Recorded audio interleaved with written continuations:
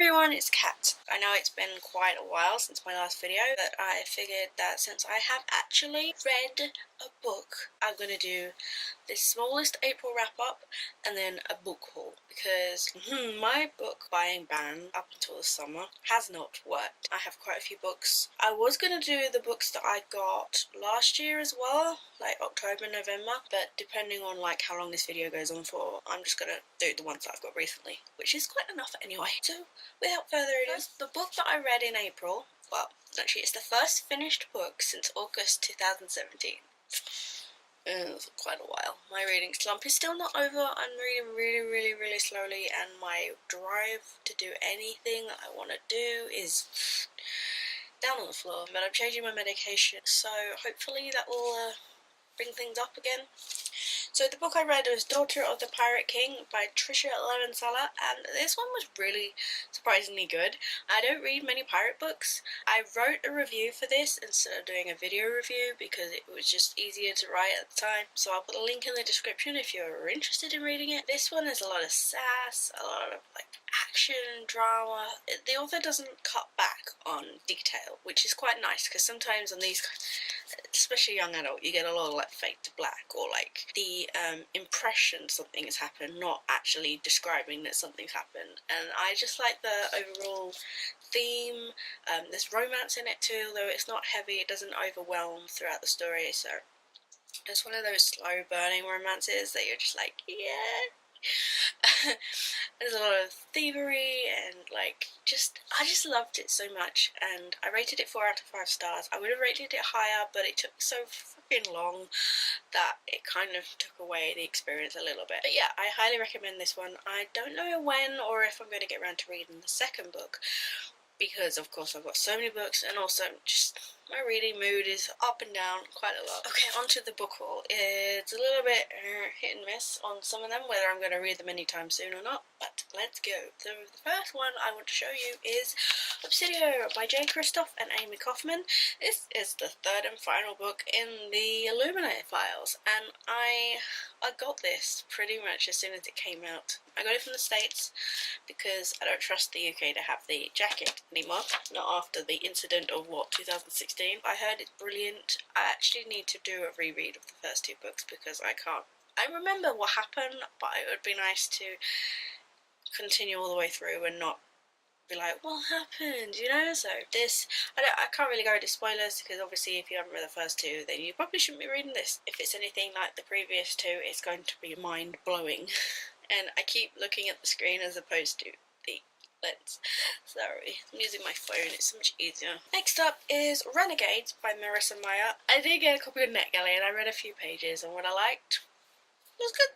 I mean, obviously what I read was good, and I love this cover. Although I have found quite a few books these days have got very similar vibes in the cover range, and sometimes it puts me off, especially the YA contemporaries. They tend to blend into one, and I'm just like, really? You couldn't have made that more interesting? But this is about Nova, who is an anarchist, and Adrian, who is a renegade, and they're meant to be enemies, but they find themselves torn between different things, and there are villains and heroes, and I don't really know the gist that well. It sounds really interesting.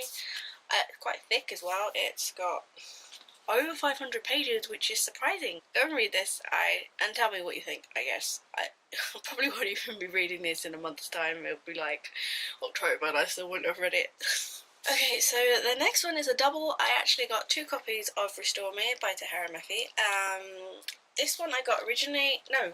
Wait, which one did I get? No, I got that one first from Waterstones because, you know, I was eager, and that one from Amazon USA because I wanted hardback, and also I wanted the, what do you call these pages? I have seen spoilers of this book on Twitter, and I'm not impressed.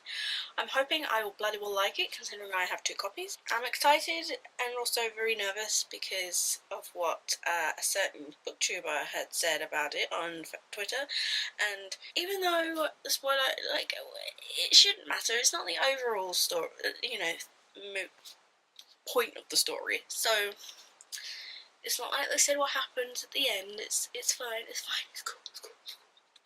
This is the 4th book in the Shatter Me series. I'm so glad it continued because I thought it would end at Ignite Me, and it didn't, so yeah.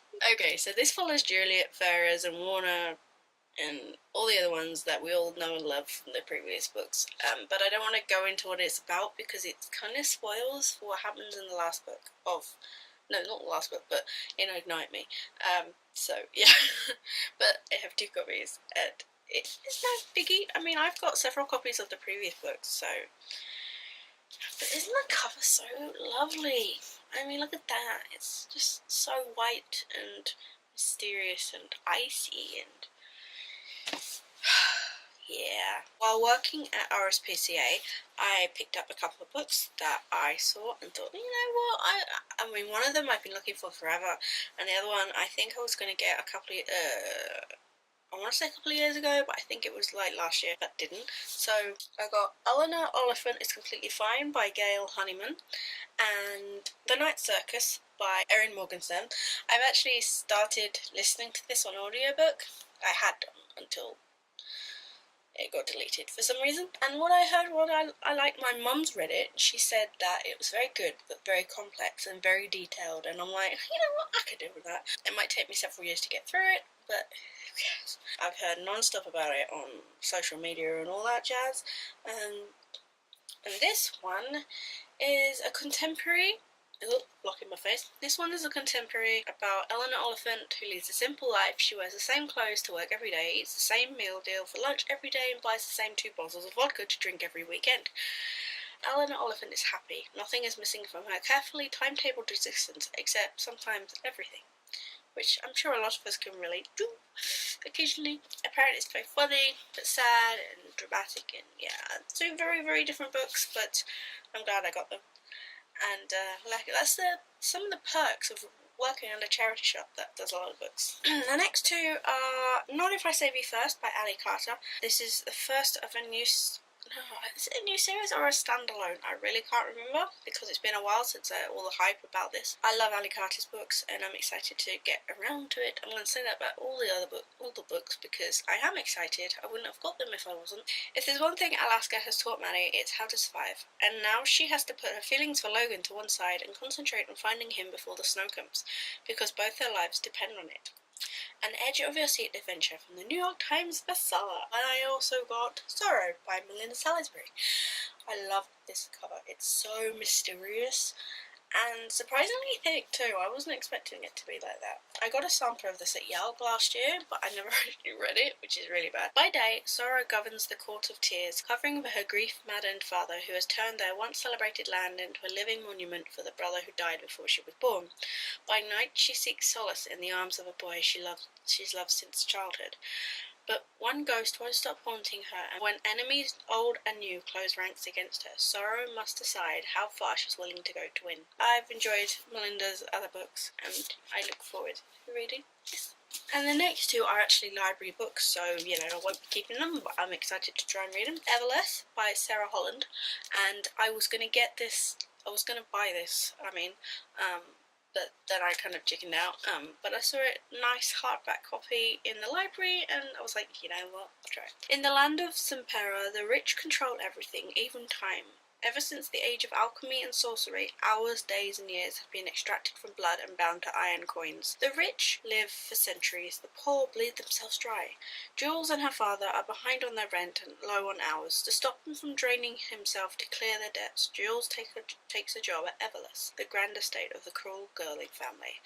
There, Jules encounters danger and temptation in the guise of the Girling heir, Rome, who is soon to be married. But the web of secrets at Everless stretches beyond her desire, and the truths she must uncover will change her life forever, and possibly the future of time itself. Oh man, that sounds intense. And I also got It Only Happens in the Movies by Holly Baum. I remember when this came out and I was like, but yeah, actually I started reading it and it's not too bad. But I like the cover as well, it's very colourful. And what I have read so far is 23 pages. It's alright, it's getting into the scene and setting the scene. I like Harry so far.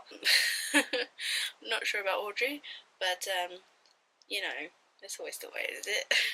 And yeah, I'm sure I'll probably read the library books before I read all the book books, because that's usually how my brain works for some weird reason. And that's it for the book haul.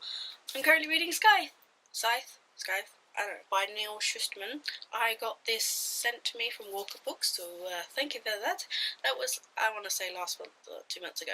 I heard that's very good, and it is actually. I am on page 133, chapter 13, and it is very, like, considering the back tells you sort of what's going to happen, it's like, oh my god, this is building up to something big, and I'm excited. I haven't read much of it recently. Like I said, my mood goes up and down depending on the day, and I miss reading. I miss it. Even I feel guilty when I'm not doing it, but then I just can't be bothered half the time. So, who knows? I haven't written anything in months. Well, that's a lie. I wrote like the odd few hundred words last month, but that's different. Yeah, so this one is really good. There are tons more books that I haven't hauled yet. I don't know if I will ever get around to it. That's it. I hope this has been somewhat entertaining and interesting, and you found new books to read. I'm going to try and not leave it so long until my next video, but it is very exhausting gathering the energy to do this. I miss it. I miss videoing. Anyway, thanks for watching this video. Yeah, I guess I'll see you again soon. Bye.